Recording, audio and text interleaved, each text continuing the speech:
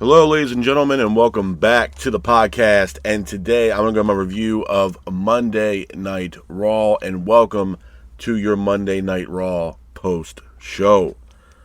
Starting off tonight, we got Jey Uso come out to the ring. He was supposed to be greeted by CM Punk, have a little face-to-face. Jey comes out to the ring first, grabs a microphone, and says he doesn't care about what anybody thinks. He don't care about what Jimmy thinks. He doesn't care about what Roman Reigns thinks.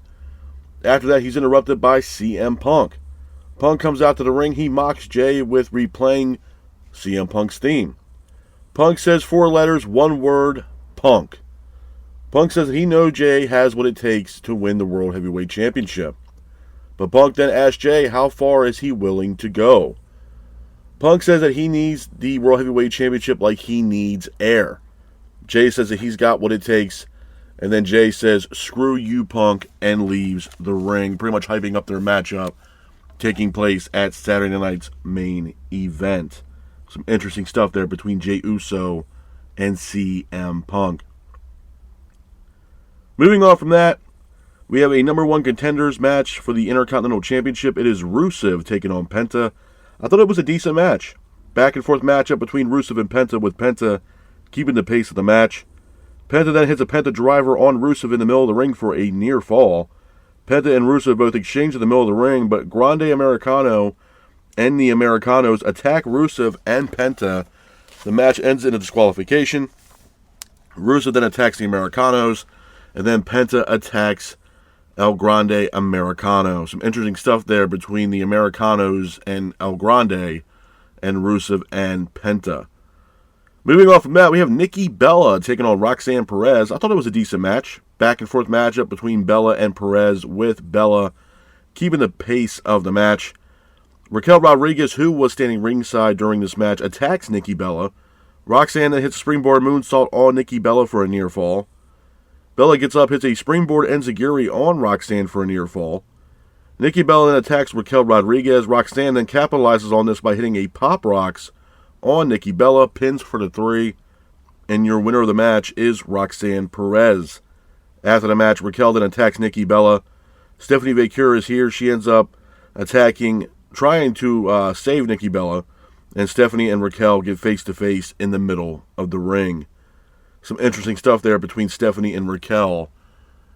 Definitely look forward to what's going to happen next with them. I think we're going to get a tag team matchup, next week between Nikki Bella teaming up with Stephanie Vaquer to take on Roxanne Perez and Raquel Rodriguez. And I think that match takes place next week. Moving on from that, we got LA Knight taking on Bron Breakker. This match was scheduled in the middle of the show. The match itself was a good match. Back and forth matchup between Knight and Breakker, with LA Knight keeping the pace of the match. LA Knight then attacks Bronson Reed, who was standing ringside. But Bron Breakker capitalizes on this by hitting a spear on LA Knight, pins for the 3, and your winner of the match is Bron Breakker. Hats off to Bron Breakker for getting the win in this matchup. Moving on from that, we go into our next match of the night, probably match of the night in my honest opinions. JD McDonough taking on Sheamus. I thought this was a really good match, man. Back and forth matchup between McDonough and Sheamus, with Sheamus keeping the pace of the match. Sheamus then attacks JD McDonough and Finn Balor, who were ringside. McDonough then hits a moonsault to the outside, taking out Sheamus, followed by JD hitting a 450 off the top rope on Sheamus for a near fall. McDonough then hits a running knee for a near fall on Sheamus. Sheamus then attacks Finn Balor, who was ringside. Finn then hits Sheamus with a shillelagh. This allows JD McDonough to hit a Spanish fly off the top rope, pins for the 3, and your winner of the match is JD McDonough. Hats off to JD McDonough for getting the win in this matchup. Moving on from that, we go into our main event of Monday Night Raw. It's a tag team matchup for the women's tag team titles. It is Lyra Valkyria and Bayley taking on Alexa Bliss and Charlotte Flair. I thought it was a decent match. Back and forth matchup between both teams, with Flair and Bliss keeping the pace of the match. Flair hits a fall-away slam in the middle of the ring, followed by Flair hitting a moonsault for a near fall.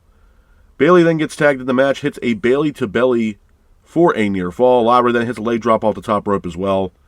Alexa then gets involved by hitting a Sister Abigail DDT type maneuver for a near fall. Lyra then hits a Nightwing in the middle of the ring for a near fall as well. Flair and Bayley both exchange in the middle of the ring, with Flair applying a figure 8 in the middle of the ring. Alexa Bliss goes to the top rope, hits a Twisted Bliss on Lyra Valkyria. And then Bliss and Flair both hit a natural selection on Lyra Valkyria and Bayley. Pins for the 3. And your winners of the match, and still WWE Women's Tag Team Champions, are Charlotte Flair and Alexa Bliss. After the match, the Kabuki Warriors come out to the ring and attack Flair and Bliss. Some interesting stuff there between the Kabuki Warriors and Flair and Bliss. A couple of things I want to talk about with you guys when it pertains to Monday Night Raw before I get the hell up out of here. Was it a solid show? It was a decent show at best. I don't think the show last night was really story-driven, to be honest with you. I mean, we had the opening of the show with Jay and CM Punk, which I do want to talk about with you guys and kind of give you my opinion on it. Look, man, as far as Jay and CM Punk is concerned, look, I praise Jay Uso. And I probably was one of the only guys that really praised Jay Uso when he won the Royal Rumble, when he won the Intercontinental Championship, and when eventually he beat Gunther for the World Heavyweight title. I praised Jay. I thought Jay at that time did everything he could in his power to be, to get those opportunities. He busted his ass to get those opportunities and get those, those chances that he got. And it really solidified Jey Uso as a main event guy. I'm not taking anything away from Jey Uso. My issue with Jay now is that I feel like they're pushing this Jey Uso shit way too much. Do I think Jey Uso's World Heavyweight title run was great? No, I don't. If I'm keeping it a stack with y'all, I don't think it was that good of a title run, to be honest. I just don't. Now, I even told you guys when he won the World Heavyweight title that his title reign was going to be very, very short. And it was. It was not a long title reign at all. And then here we are. Jey Uso with no World Heavyweight Championship, no Intercontinental title. But now he's going up against CM Punk. The winner of that match will obviously be the new World Heavyweight Champion. I think WWE backed themselves in the corner with Jey Uso and CM Punk at Saturday Night's Main Event. I think LA Knight should have been the guy to challenge CM Punk for the World Heavyweight title. For an abundance of reasons right now, bro. For one, nobody, when it pertains to Jey Uso, nobody truly knows what the hell is going on right now with Jay, Jimmy, and Roman. The last time we saw Roman, he got his ass kicked by Bronson Reed, and he told both the Usos that he wasn't going to see them till December. Well, we got War Games coming up for Survivor Series November, at the end of November. I don't know what's going on with the bloodline right now. I don't know what's going on with Roman. I don't know what's going on with Jimmy and Jay.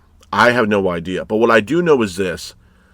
Jey Uso being in the world title picture right now with whatever's going on with Roman and Jimmy and the whole bloodline situation, specifically with the Vision, I don't see why there was a rush or a need, for that matter, to put Jey Uso in a position for a world title match right now. I don't understand why they're doing it. I feel like it's forced. And also, not only that, there's not really legitimate heat here between CM Punk and Jey Uso, in my honest opinion. To me, the legit heat here is between CM Punk and LA Knight. And I told you guys this last week when it pertains to LA Knight. I feel like LA Knight is in the same category of a Drew McIntyre, where WWE, I feel like they don't have a lot of faith in these guys, man. Guys like Drew McIntyre, guys like LA Knight, to be honest. And I think LA Knight is in that category with a Drew McIntyre, where he's over. He's immensely over. But where does the higher-ups in WWE really genuinely see LA Knight? Do they see him as a guy, as a world champion? Do they see him as a guy that can carry a company on his back? Right now, it's looking like no. They don't see that with LA Knight. And when we got the match last night with LA Knight and Braun Breaker, you can, see LA Knight grab a fan's crowd and say, well, it says we want LA Knight, not Jey Uso. And it looks like it was a little, shoot there from LA Knight to, like, Triple H and the higher-ups, like, hey, maybe y'all made a mistake with not booking me in this match against CM Punk at Saturday Night's Main Event to crown a new World Heavyweight Champion. And to be honest, I can't disagree with them. I honestly can't. The Jey Uso, and I said this too, the Jey Uso, when he won the World Heavyweight Championship, the Jey Uso era was over. The whole Yeet era took a major step back after he lost the World Heavyweight title. And I think, for me personally, if I was booking this, it's more smart money to book LA Knight and CM Punk for the World Heavyweight Championship at this weekend Saturday Night's Main Event rather than Jey Uso and CM Punk. It just makes more sense, man. Logically, right now, Jimmy is tied. Jimmy and Jay are kind of tied in the storyline right now with Roman. To me, I thought Jay was going to be a part of this year's Bloodline with the War Games. LA Knight's not doing shit. LA Knight doesn't even have a fucking match for Saturday Night's Main Event. And like I said before, there's legit heat there a little bit between LA Knight and CM Punk rather than CM Punk and Jey Uso. I mean, you heard CM Punk say last night that people don't realize that me and Jay are really good friends. And it's hard to, with this match for CM Punk to look across the ring at his adversary and be pissed off or have that pissed off mentality, but because him and Jay are really good friends. Him and LA Knight are not. There's legit heat there between LA Knight and CM Punk. So why not have that match, and whoever wins that is a newly crowned World Heavyweight Champion rather than Jey Uso possibly winning the World Heavyweight title again. I said this last week as well. I'm hoping that there is a major disqualification that takes place at Saturday's Main Event where Braun Breaker or Bronson Reed somehow get involved in the ending of that match and cause a disqualification where we don't get a World Heavyweight Champion. That's what I'm hoping for, to be honest with you. I'm really hoping for that. I'm hoping that we don't get a World Champion until Survivor Series, to be honest. And it's nothing taken away from CM Punk or taking anything away from Punk or anything from Jey Uso. I don't see Jey Uso. I don't want to see Jey Uso World Heavyweight Champion, man. I just don't. CM Punk, big fan of CM Punk. I think he's great. I think what he's done in his WWE run right now has been way better than what he's did in his AEW run, hands down. But do I necessarily want to see CM Punk World Heavyweight Champion right now? No. And the reason why is not because I don't ever want to see CM Punk World Heavyweight Champion. Is I want to see a match between CM Punk and Seth Rollins for that World Heavyweight Championship. But right now, Rollins is out. He's injured. He had, I think, shoulder surgery. He's out. From what I was told, he had surgery and he's going to be out. That's the only reason why I don't want CM Punk to have the World Heavyweight Championship right now, because I want to see CM Punk beat Seth Rollins for that World Heavyweight Championship. And who knows? It may happen. It may happen at WrestleMania. I don't know. I don't know how long Rollins is going to be out, or is this one big-ass ruse? We don't know. Because Rollins also pulled this shit in August, if I'm not mistaken, when he came out with the crutches, and next thing you know, he was fine, and he was running down to the ring, and we all saw what happened. So, to me, right now, if I had to be honest, I'd rather see someone like an LA Knight in this matchup against rather than a Jey Uso. And it's not taking anything away from Jey, bro. It's just, to me, I don't see him as the World Heavyweight Champion. And to be honest, he's kind of in a storyline right now with Jimmy and Roman. LA Knight's not doing shit. And I don't know why WWE is so hesitant to put a world title on someone like LA Knight. He's immensely over. Immensely over. The fans are gravitated towards LA Knight. He's immensely over. So to have LA Knight versus CM Punk at this weekend Saturday Night's Main Event for the World Heavyweight Championship, to me, honestly, man, even on paper, it doesn't even sound like that bad of a match. You know what I mean? Like, I don't really want to see Jey Uso versus CM Punk, man, for the World Heavyweight Championship. I would love to see CM Punk World Heavyweight Champion, but the reason why I'm kind of against it right now is because I want to see Punk beat Rollins for the World Heavyweight Championship. To be honest. I mean, there was even a buddy of mine that says, man, I wish Gunther was back. Yeah, me too. I wouldn't mind Gunther returning and becoming World Heavyweight Champion again. Gunther was on one hell of a run with the World Heavyweight title. He did a great job defending that title. And the run that he was on was way better than Jey Uso's run, hands down. But we haven't seen Gunther in quite some time. So I would love to see Gunther come back. But I don't know how this is going to play out, man. I don't really want to see Jey Uso as the World Heavyweight Champion. It might be a hot take for a lot of people, but I just don't want to see it, to be honest.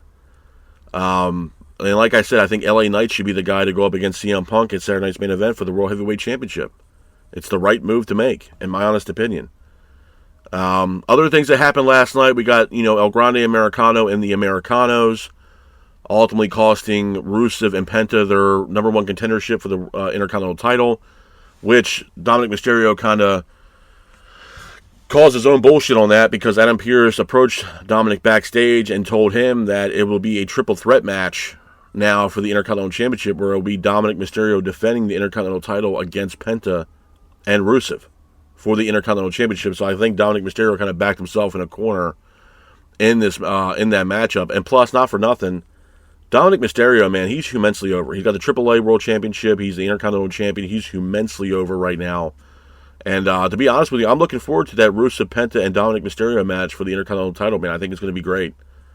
I think for me, it's one of those things where the Intercontinental Championship has always me personally, has always had that prestige in WWE, to be honest with you, from the very beginning.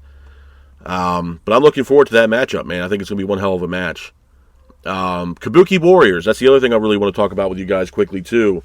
They ended up attacking Charlotte Flair and Alexa Bliss after their matchup that Bliss and Flair had against Bayley and Lyra Valkyria. So it does look like we're going to get a program here between the women's tag team champions, Charlotte Flair and Alexa Bliss, and the Kabuki Warriors, which I'm not against it. I'm not against it at all. I think it's going to be a really good match, and hopefully we might get a Saturday Night's main event. I'm not sure, but I'm definitely looking forward to that matchup as well. But at the end of the day, man, I think Raw as like the entirety of what last night was, it really wasn't story driven. We had the Jimmy, Jey Uso and CM Punk opening the show, kind of, trying to give a little bit more traction for their match leading into this weekend. But I'm going to be honest, man. I just think it should be LA Knight and not Jey Uso going up against CM Punk, to be honest. So we're going to see how it plays out. But I think Monday Night Raw was a decent show at best, not the greatest. Like I said, it really wasn't story-driven. We had some decent matches. I think Sheamus versus JD McDonough, in my honest opinion, was probably match of the night. I think both those guys did a hell of a job in their matchup, and I think that was the match of the night. And like I said, there's going to be a tag team match announced next week between Raquel and Roxanne taking on Nikki Bella and Stephanie Vaquer. I think AJ and Dragon Lee are also defending their newly won World Tag Team Championships against Finn Balor and JD McDonough again next week on Monday Night Raw, so I'm definitely looking forward to that as well. But with that being said, this is my review of Monday Night Raw. I hope you guys are out there staying safe, be careful, and remember, stay classic. Peace.